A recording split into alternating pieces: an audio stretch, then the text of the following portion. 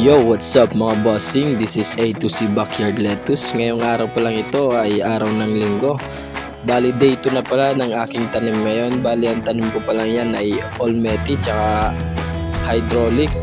Ang hydraulic is nasa 100 pieces din po yan. Tsaka yung Olmeti is nasa around 130 pieces po yan. Napaka-perfect nga talaga ng sunlight dito kapag alas 8 na ng umaga. Kaya ginaganaan talaga ako magdilig at pumasok dito sa aking greenhouse. At kung mapapansin nyo nga dito mga bossing ay talaga naman pumayat tayo.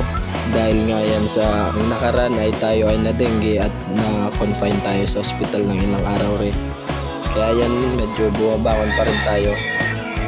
Bale yan pala nakikita nyo na may mga dahon na yan pala yung napabayaan ko gawa nung sabi ko nga ay ako ay na hospital, walang nagbantay kaya naleggy siya. Bale yan pala ay nasa around 14 days na, so late na dapat sa 12 days na transplant na natin yan. Tapos ito naman yung Olmeti na 100 pieces. Day 2 na po niyan, talagang 100% germination yan. At ito naman yung hydraulic na RC Hydraulic Crystal Lettuce. Yan po yung bagong tanim ko. Sa ngayon yan po muna yung ipapakita ko. Update ko na lang po kayo kapag nag-bottom watering na tayo.